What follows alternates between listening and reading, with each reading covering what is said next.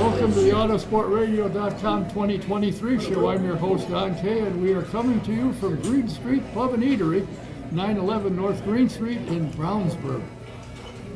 Tonight's program is presented by the Indy Dental Group. It's Indy 500 veteran Dr. Jack Miller and his wife, Dr. Liz Lewis, have a spectacular practice. If you think you need your teeth checked, I highly recommend you go and see them. They have 5 offices in the area, so they'll find one that fits you. You call and make an appointment at number 317-846-6125. That's the Indy Dental Group. If you need insurance for anything, your vehicle, home, whatever, go to VP Insurance. They're located just a mile or so at 5004 West 16th Street, about a mile west of the Speedway. Talk to Mike Pardee or Tom. The number is 317-248-0070. That's VP Insurance and Speedway. And if you like Trans Am, you like vintage Indy cars, you like any kind of race car, SVRA's got it all.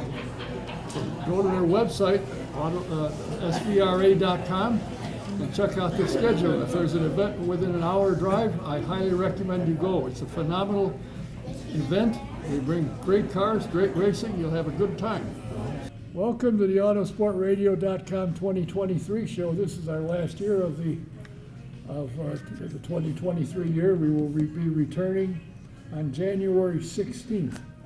But I want to thank our sponsors who've been with us, some of them for a number of years: SVRA, VP Insurance and Speedway, the Indy Dental Group, Pierce Sound and Production. He's also auditioning as an intern with the video.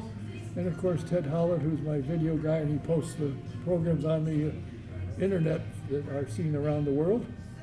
I want to be sure and thank everybody, and thanks for those of you that have watched throughout the years. This is Autosport Radio. Started in was Autosport Radio in 1974, and it's Autosport Radio 2024 coming up, so look forward to it. I have a special guest tonight, somebody that when he started driving in the 500, he talked to me, strangely enough. And even though there was somebody who wasn't his biggest fan, I have been a fan of his for a long time, because he did something I didn't do and the guy that ran his mouth didn't do either. He qualified for the 500. He's a 500 veteran, and he's been working with his son with Miller Vinatieri Racing, and they're moving up the ladder program and getting now into the what is now the next by Firestone series. I have my guest is Dr. Jack Miller. And Jack, actually we don't need these. What started you into racing? Which was first, racing or becoming a dentist? You want to pick up the mics? Why? Put up your mouth so we can speak. Is that better? That's fine. Okay. No, you know, I was born and raised in Indianapolis, and I always wanted to drive Indy cars, but it seemed like it was a goal that really wasn't obtainable. You know, great family, great parents, 5 kids though, and there wasn't enough funds to put me in go-karts and take me up the series ladder to make it to Indy 500. I knew if I could raise the proper amount of money, and then things would work out good. But I wanted to have something to fall back on, so I went to dental school. And I think the rest is pretty self-evident. Having Crest Toothpaste sponsor me, being a dentist worked out great. Now, I remember at one time I asked you about, you're a dentist and you're driving race cars and you want to drive and you have been driving. Why did you go to dental school? And one of your answers, if I remember right, was I thought I could get a sponsorship in the dentistry industry, and you did. Yeah, it's money makes these cars go around, and without the money, it doesn't make a bit of difference if you're 1 or 100 in talent. If you don't have the funds to put the car on the track, you're never going to succeed. So, and I wanted. There are people I raced with that were insurance salesmen or realtors, et cetera, et cetera. I just happened to be a dentist, and I used that to my advantage. So when you What do you want? no, don't no. I want you to listen there to see if you can hear him. Okay. That was what I was asking, but never mind. Anyway, they can edit this. what got you going? I mean, as you said, you weren't the only one in your family in racing. Did your parents say, sure, go for it? Oh yeah, they were supportive of any and everything that we did. They really stressed in education though, and they put us in private schools, grade schools and high school, and then we all five of us went off our own direction to different colleges, and mine just having to lead me back to dental school after college. Well, if I have to sit here and say you have a phenomenal dental practice, I would be shorting you, because your practice is phenomenal, and everyone that I have suggested when I said, geez, I got a toothache, I need to get an Indy Dental Group. Where are they? Anywhere you are. They've got an office somewhere to help you. But we just opened our 6th office out in Fortville. Oh, Everything's expanding out that way. But the reason we're successful is very simple. I tell every employee that we have, dentist, hygienist, front office, dental assistants, they better treat those patients in the chair like they're my mom or dad. And if they don't, then they can go somewhere else and work. So we really work hard at giving the customer the best service they can. I didn't like waiting. I still don't like waiting when I go to my physician for a yearly physical. I'll get there at 8 o'clock and I'm not seen until 9 o'clock. That doesn't happen at Indy Dental Group. We get you in quick. If not, we're going to take something off the bottom line, or we're going to give you something for free, because we realize that their time is as valuable as my time, and my time's not more valuable than theirs. So I treat them the way I'd want to be treated, and it works out great. certainly does. Now, your son, Jack William, I call him JW, and I found out your family does as well. What got his motor going to want to race? Because you've been in the Road to Indy program from the very beginning, from the USF 2000 and working your way up. Now you're going to the next series. But what got his interest? Was he interested?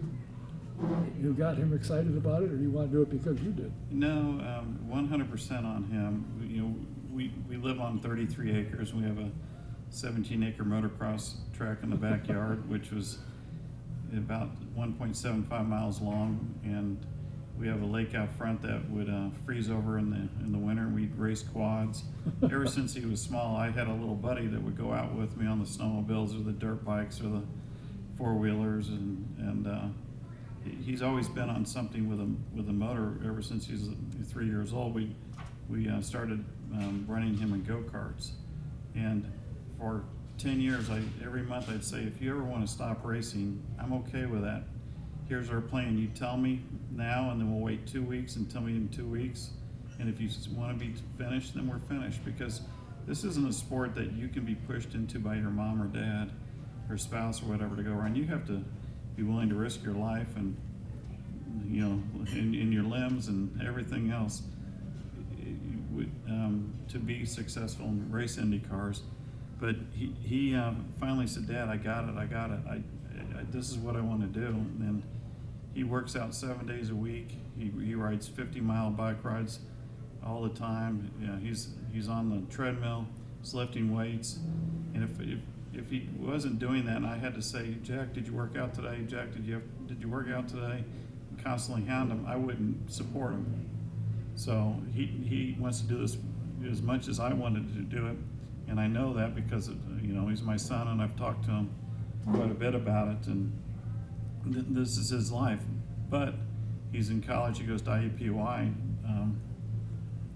because he needs to get an education, because you can be hurt the first day in racing or never hurt, or you can have sponsors, lose rides. There's so many great drivers out there that I liked watching, but are out of a ride because they don't have the funding. And not everybody is a paid driver. So I think he has seen that, the realization that he could drive an Indy one time or 30 times, and anywhere in between. And he needs to work hard to get to that goal. Do you feel that the Road to Indy program has helped him and taught him and made him ready to move up now to the next series? No, absolutely. The Andersons did a great job. very professional series. We really enjoyed. We're in that series for 5 years, and had a great time. It teaches you a different type of racecraft than in go-karts. Where go-karts you can bang around a little bit more with open wheels. You realize, you touch somebody or you get aggressive, not only are they going to be taken out, but you're going to be taken out. So I think get the crashing out of the way before it gets to this level, because Dad's wallet, I'm going to have to give it CPR if he crashes one of these.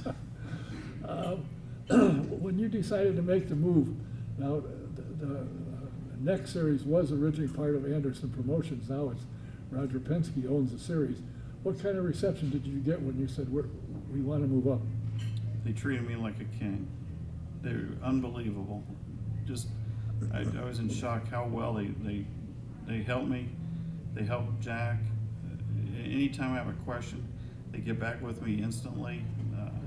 I cannot say enough good things. Levi Jones and his secretary, or I don't know if it's secretary, but Shelby Harris works with them, and anytime I call them, it's like, here it is. And I give him an A+. Have you any concerns with him moving up? Now, you've tested twice in a lights car, a next car. Yeah. Does he like the change? Does he feel comfortable with a little more horsepower? He absolutely loves it. We did two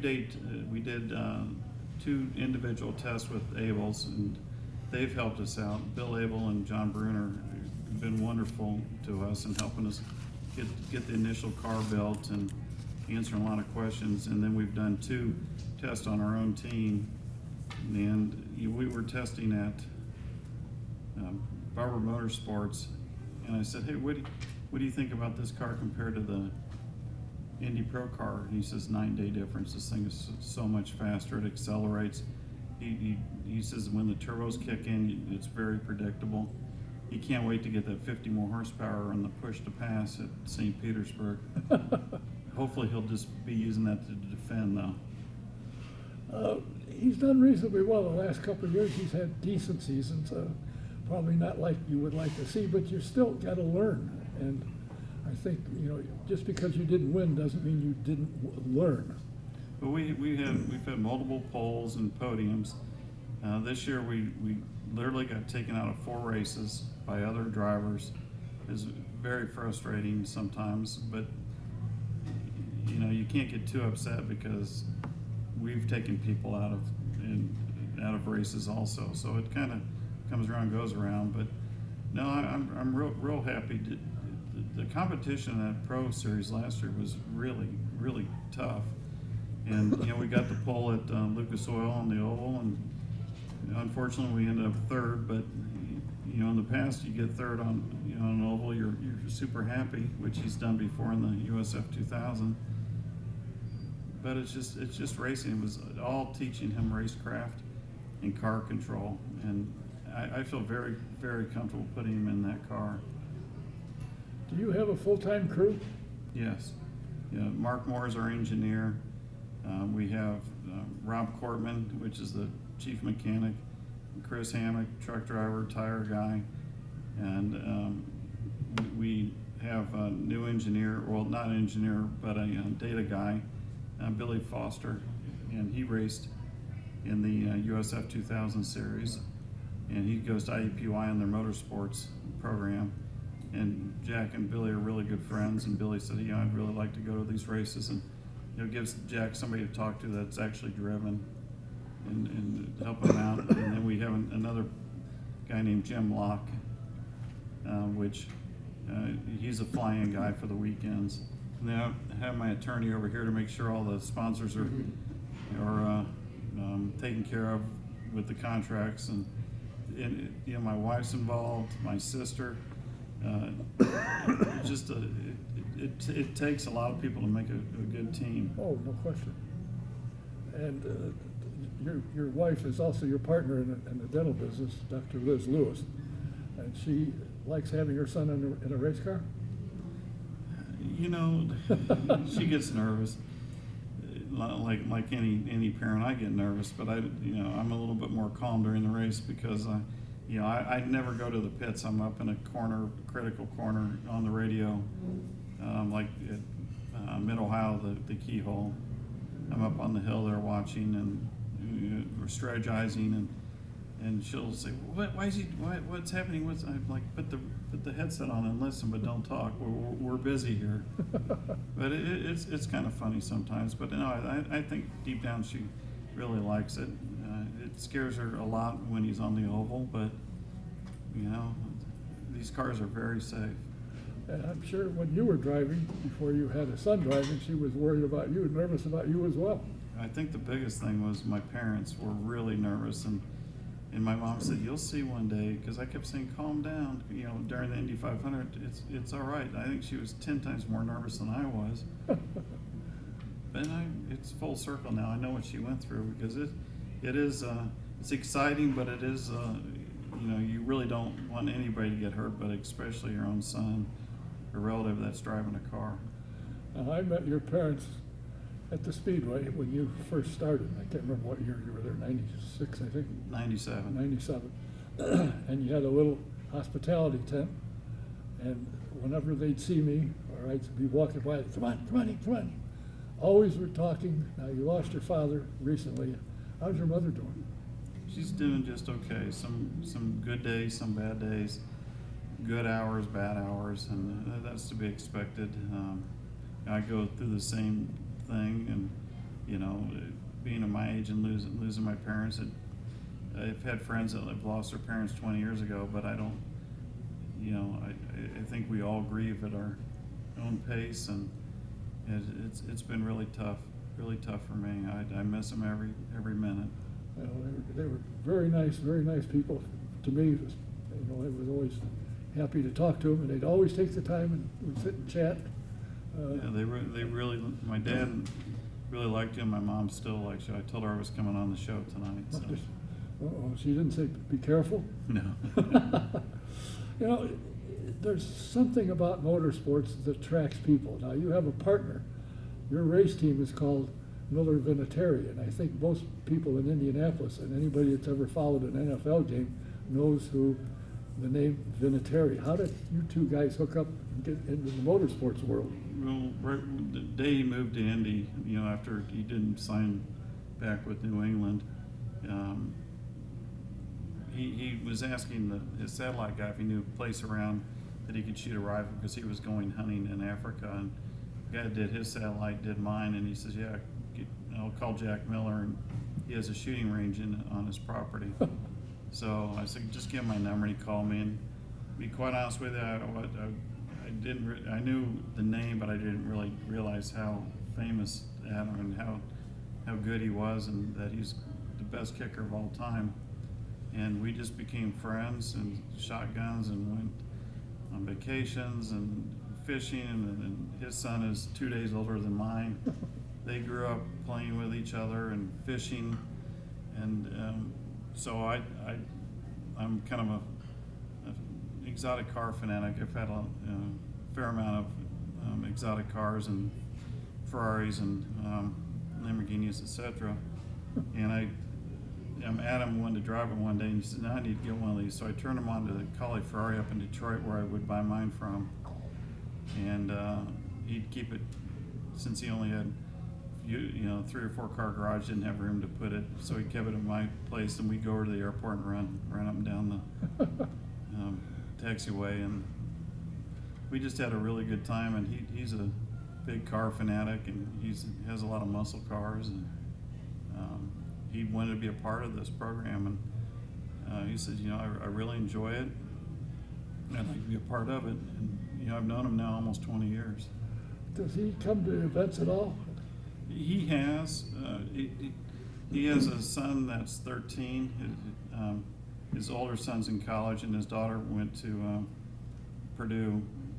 So they still have a 13-year-old at home that does sports. And Allie, his daughter, used to do jump horses, or equestrian things. So he was really busy throughout our season.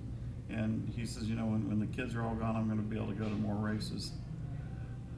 I think you told me one time one of his goals is he wants to change the right front tire when JW gets to the Oh, speedway. yeah, we're gonna put him on the most dangerous tire there is. I don't know if that's right front or left front, or we'll figure it out, but, you know, have you seen him lately? He's bulked up. He looks like the Incredible Hulk. I haven't seen him anywhere. You know, it's kind of interesting how he is into that, and I think it's kind of neat. But it's also got to help when you say I'm with Miller Vinatieri Racing and we're talking to a sponsor. They say, Adam Vinatieri, does that name help you? It definitely helps. You know, even the New England fans will say, "Oh, that traitor," and then they say, "No, but we still love him." You know, so he said, I truly believe he'll be a first-round Hall of Famer. Oh, I think there's no question. And he's a very personal person, very nice person. He's good behind the camera, in front of the camera, behind the camera, and you know he announces some of the Colts games that you've heard, and he's just a great person. Who are some of your primary sponsors you have currently going into the next series? Well, we brought on a new sponsor this year. We still have Patterson Dental, and Patterson Dental and this company called Sam. I feel like I'm bringing two dates to the prom. And I'm running back and forth and dancing with one in one dance hall and running the other one and dancing and making them both feel good about themselves. But Sam is a local company, and they make in all intents and purposes, a fire detection unit, like a fire alarm. And I don't know all the specifics on it, but I know that if it takes 8 minutes for a normal smoke detector to pick up the particles in the air, this new technology they have, it picks it up in less than a minute. So they're going to sell retail to different businesses, and the product will be available in 2024. And a guy named Rob Qualls, the CEO of the company, has just been wonderful to work with, and he sees a lot of value. And we've done some videos for commercials for the marketing with Adam, myself, and Jack William. And then we have a lot of other sponsors, and I call them all my children, especially with Patterson Dental. This is their 6th year with us now, and they stepped up their sponsorship amount just because of the cost, and all these INDY NXT events are live on television. We have a great law firm. Sorry, Dave, but Barnes and Thornburg. Some other local sponsors are Biggs Hanson Orthodontics. We refer a lot of patients to orthodontics.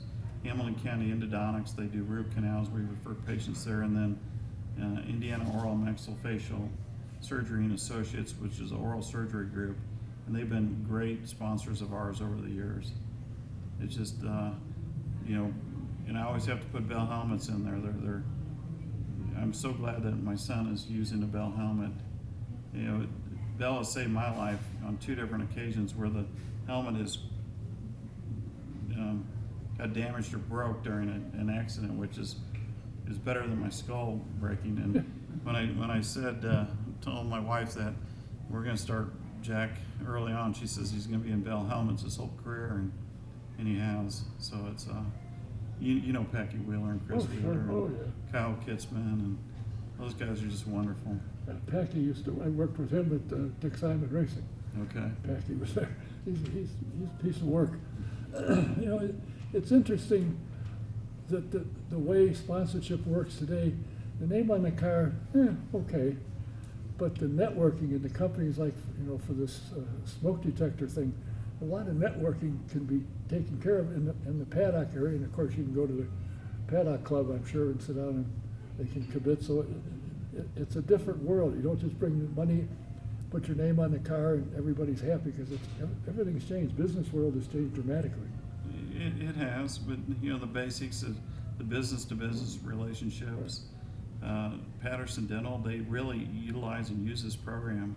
In each race city, they'll invite up to 20 of their best referring dentists, or some of them that are maybe a C- or C, trying to get them to drop all the other companies they're dealing with and just work with Patterson. And you know, the ROI pays out every time. And we'll have to wait and see with the SAM. But with you know my connections and other people involved, I think we can really help that company grow. And we want them to. And I've done something that is scary. My wife says we need to quit doing it, but I can't. I tell every sponsor, and I really mean it. I said at the end of the year, if you're not happy, for any reason that you're not happy with this program, I'll write you a check for all the money back. And I've put that in contracts. Right, Dave? Yes. Have you written any checks yet? Never. Well, And you know, when I was with Crest, I mean, Procter & Gamble, they gave me millions and millions of dollars, and I said it might take me quite a few years to pay this back, but you know, you can put it in your contracts. And they said no, we would never do that. We already knew that this program was going to pay out by the amount of first graders that we saw, et cetera, et cetera. But you know, I still do it. I did it with Sam. I would do it with Patterson, and I really mean it. If you know, because the last thing I want to do is take money from somebody and they're not happy with it, because that will go through media like wildfire. And plus, I just feel bad. You know, I want them to have a great time. I want them to increase their business. You know, their product sales or business sales or however they want to structure it. Well, strange enough, I was talking to Dave the King Wilson, who's runs a 500 American Legion shop, and I said, what does American Legion get out of sponsoring a race car? He said, you know, I asked, because their headquarters is here, and all the big wigs are in town. He said, I asked them that, and they said they have got 4-time return on their investment in racing. Yeah, nice. For the American Legion, oh yeah, because I guess Chip goes out of his way to help whatever he does. So they're back, and I guess they'll even increase a little bit this year. So it can happen, and networking and business to business works really well in this sport, as it should. Well, and you know, I've had people try and steal my sponsors, especially when I had Crest. And I treated it as, I can't get mad at somebody else. It's kind of like if you're a teenager and you have a girlfriend, you can't get mad at the guy that's trying to hit on your girlfriend. And you just need to put all your energy into that girlfriend to make sure that she's not going to leave you for that other guy. And instead of having negative energy, because there were some people that I considered friends when I raced, that Procter & Gamble would send me their proposal and I'd read it and I'm like, ah. But I thought, you know what, just concentrate on making Procter & Gamble happy. You know, one of the most famous pictures of you to this day, and if you go look up Dr. Jack Miller on Google it and get to the images, is you at the fence handing out Crest toothpaste. Oh, yeah. And there's mobs of people there getting it, and that's still one of the... We had a good time doing that. It was kind of funny. I'd like put the crowd against each other, put my air, who's louder, and then I'd throw the tubes. And then at one of the years, I think maybe it was '98, somebody from the Speedway came and said, hey, can you stop doing that for a little bit? I'm like, yeah, sure, why? He said, well, because we're doing the pit stop contest, and everybody's down there making noise to get the free toothpaste. Well, you do what you do to make people happy. I might mention, if you saw the Facebook or my email that I sent out, that I said there would be Jack William, a.k.a. JW, and his dad, Dr. Jack Miller. Well, you notice there's only 2 of us. Where is the young fella? I hear he had a little problem. Well, you know, it's a 20-year-old's brain sometimes. He called and had problems with his car. I was almost out here when he called, and he has roommates, and he sent me a list of 10 different people who tried to get to come out, to bring him out here. And he says, Dad, I'll try my best to make it. And obviously he's not here, so Yeah. we'll have to figure that one out later, because he can't miss interviews. The history will be his first and last missed interview. I see. All right, I'll call you again, trust me. Okay. 'Cause I'm going to be watching closely, as everybody is, on how he does this year in the next series, because I want to... It's going to be a battle, you know, with HMD having 8 or 9 cars and Yeah. Andretti. But you know, during the tests that we had, we were very happy with our performance, and we're just going to keep getting better and better, and I think people will be pleasantly surprised. You know, I've had everybody come, oh, that's suicidal to just run one car, and I said, well, the reason I feel comfortable with that is we have a great engineer, and Jack is really, I've spent my entire career working with him, making changes to the car that he completely understands. If you want to go 100 pounds stiffer on the front springs, what it's going to do to the car. And he sounds like a little engineer when you talk to him. So, you know, when my first Indy 500, I had Jeff Sinnen and Joe Kennedy as team owners, and they were the engineers, and they're not technically engineers. I was the engineer. I had to come in and say, you know, I feel like it's sitting a little bit heavy on the right rear. Let's do this, remove the sway bars, and you have to understand the physics behind the car before you can drive it to be really good at what you do. Yeah, understanding a car, and it used to always amaze me when I first came here in '64, and I figured out a way to sneak into the pit area, which was very clever. I bought a Firestone jacket and grabbed a mechanic's rag out of a guy's pocket, and I'd walk through it, and nobody ever stopped me. And you'd see Mario or